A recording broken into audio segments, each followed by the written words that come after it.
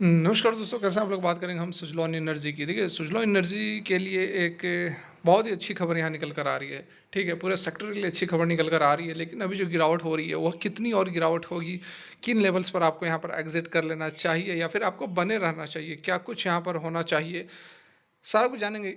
एक ही रिक्वेस्ट रहेगी कि वीडियो अच्छी लगे तो लाइक करें, नहीं अच्छी लगी डिसलाइक करें। दोनों ही चीज़ इसलिए बोलता हूँ कि आपको वैसे फोर्सफुली नहीं है, अच्छी लगती हो तो करें और नहीं अच्छी लगती हो तो डिसलाइक भी कर दें। चैनल को सब्सक्राइब कर लें जेन्युइन कंटेंट के लिए। तो यहाँ पर देखिए, आज जो है गिरावट थोड़ी-सी और बढ़ती हुई नज़र आ रही है। जो पहले गिरावट हो रही थी उससे आज 3% की गिरावट हुई है, ठीक है।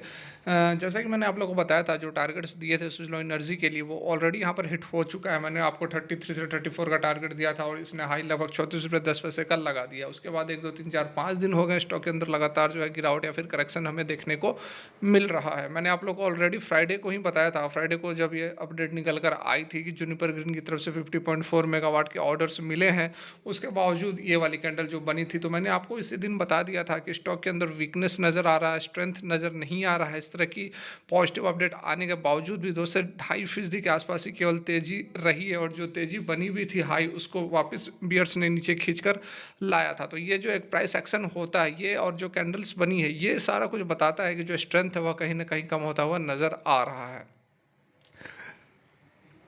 अब स्ट्रेंथ कम हो रहा है डेफिनेटली, लेकिन इसका मतलब अब ये नहीं है कि स्टॉक जो है वो ऊपर नहीं बढ़ सकती। ये देखिए, करेक्शन फेज रहता है किसी भी स्टॉक के अंदर। यदि बड़ी मूवमेंट होती है तो उसके बाद एक करेक्शन फेज होता ही होता है। आप यहाँ पर देख लो, स्टॉक जब भी यहाँ पर मूव किया है तो उसके बाद लगभग 5-6 दिन तक इसी रेंज में कंसोलिडेट किया, फिर 3 दिन मूव किया, फिर लगभग यहाँ पर 3, 2, 6 दिन फिर कंसोलिडेट किया, फिर देखिए यहाँ पर मूव हुई और उसके बाद ये लगभग 5 दिन कंसोलिडेट कर चुका है। तो ये पहले भी होते आया, ये कोई नई बात नहीं है, यहाँ पर नया चीज़ नहीं है। आप पहले का भी यहाँ पर चार्ट उठाकर देख सकते हैं, तेज़ी आने के बाद गिरावट होती है। यहाँ देखिए, यहाँ तो और बड़ी गिरावट हुई थी, ठीक है। इससे पहले भी आप देखो, जब भी तेज़ी आई फिर गिरावट हुई है, तो वही चीज़ यहाँ पर होता हुआ नज़र आ रहा है। लेकिन गिरावट कितनी होगी ये चीज़ यहाँ पर हमें समझनी होगी। तो आज का जो इसने लो बनाया, लगभग लगभग यहाँ पर देख सकते हैं आपकी इस लेवल पर ₹30 का इसने लो बनाया और ये बिल्कुल एक सपोर्ट पर था। एक चीज़ और भी आप समझ लें कि ₹30 को यदि यह तोड़ता है तो फिर उसके बाद बड़ी गिरावट हो सकती है, इन द सेंस ₹26 तक की गिरावट हो सकती है। ₹30 इसलिए बता रहा हूँ क्योंकि जहाँ पर मैं कर्सर रखा हूँ, अराउंड अराउंड ₹30 पर अभी कर्सर है। और आप देखो तो ये जो पिछला हाई था इसी लेवल पर था और अभी जो ये कंसोलिडेट कर रहा है इसी लेवल पर। यदि पूरा एक लाइन हम ड्रॉ करने की कोशिश करें तो आप देख सकते हो, एग्जैक्टली यहाँ पर ड्रॉ नहीं हो पा रहा है, हाँ ये लाइन है। तो यहाँ पर आप देख सकते हो पिछला हाई इसी लेवल पर था और ये जो हमारा कंसोलिडेशन चल रहा है वह भी इसी लाइन पर सपोर्ट ले रहा है। तो ये एक अच्छा सपोर्ट बन रहा है और इसको यदि यह तोड़ देता है तो उसके बाद कहाँ तक जो है गिरावट हो सकती है। तो थोड़ा सा चार्ट और छोटा करके हम यहाँ पर देखें तो जो गिरावट है वो अराउंड अराउंड ₹26 तक जा सकता है। अब ये जो इसका पिछला हाई था, एक तो पिछला हाई ये हो गया और इससे पिछला हाई ये, ठीक है। इन ये हाई और इसका ये सपोर्ट, तो ये ₹26 के आसपास का लेवल है। तो यदि यह ₹30 को तोड़ता है तो ₹26 तक की फिर नीचे की ओर मूवमेंट हो सकती है। यहाँ पर ये सपोर्ट ले रहा है, अच्छी बात है। देखना ये होगा कि यह ₹30 से रिबाउंड करता है या फिर इसको भी यह तोड़ देता है। तो उसका पता हमें उसी से चलेगा कि किस तरह की प्राइस एक्शन बन रही है, किस तरह की कैंडल्स बन रही है। फिलहाल यहाँ पर ये नहीं कहा जा सकता है कि ये जो है ये ₹30 को तोड़ेगा, क्योंकि आज ये देखो बॉटम इसने यहाँ बना के ऊपर क्लोजिंग दी, मतलब कि ₹30 पर बाइंग आई थी। इंट्राडे का यदि मैं आपको दिखाऊं तो यहाँ देखो, ये ₹30 का इसने लो लगाया, लो लगाने के बाद फिर से यहाँ पर buying I, candle green candle बनी और ऊपर की ओर फिर हमें मूवमेंट यहाँ पर नजर आई है। तो देखना होगा अभी किस तरह की मूवमेंट रहती है, किस तरह का कैंडल्स बनता है और किस तरह का हमें प्राइस एक्शन नजर आता है। उसी के अकॉर्डिंग हम यहाँ पर फिर आगे बात कर पाएंगे कि यह ₹30 को तोड़ेगा या फिर नहीं तोड़ेगा। ये तो हो गई चार्ट की बात वगैरह वगैरह। अब एक अपडेट जो है वह भी अच्छी यहाँ पर पॉजिटिव कह सकते हैं पूरी की पूरी विंड इंडस्ट्री के लिए और पूरी की पूरी रिन्यूएबल एनर्जी के लिए। वो क्या निकल कर आ गया, आइए नज़र डालते हैं। तो यहाँ पर देखिए, renewable energy sources can meet 90% global supply by 2050, R K Singh, ठीक है। आर के सिंह जो कि यहाँ पर मिनिस्टर हैं, union power and new and renewable energy के जो मिनिस्टर है आर के सिंह, उन्होंने आज कहा है कि लगभग लगभग 2030 तक यदि बात करें तो 65% जो भी डिमांड होगी, ठीक है, 65% 2030 तक रिन्यूएबल एनर्जी पूरा कर सकती है और 2050 तक 90% जो भी वर्ल्ड वाइड डिमांड रहेगी उसका 90% जो फुलफिल होगा वो खुद रिन्यूएबल एनर्जी यहाँ पर कर सकती है। Addressing the inauguration of the 6th Assembly of the International Solar Alliance, Mr. Singh said renewable energy sources have the potential to supply 65% of the world's total electricity by 2030. ठीक है, world का पूरा जो भी डिमांड होगा electricity का उसको केवल और केवल रिन्यूएबल एनर्जी पूरा कर सकती है 2030 तक 65% और 2050 तक 90%। तो यहाँ पर देखिए बहुत ही बड़ी बात यहाँ पर जो आर के सिंह है मिनिस्टर जो है पावर मिनिस्टर जो है वो बहुत ही बड़ी बात इन्होंने कही है। 2030 तक 65%, आज से 7 साल बाद यदि 65% डिमांड जो है वो यदि रिन्यूएबल एनर्जी से पूरी होती है तो उसमें सुजलॉन एनर्जी जैसे जो स्टॉक्स है वो बहुत ही बड़ी भूमिका निभाने वाले हैं, क्योंकि 33% का मार्केट शेयर एक्वायर करते हैं।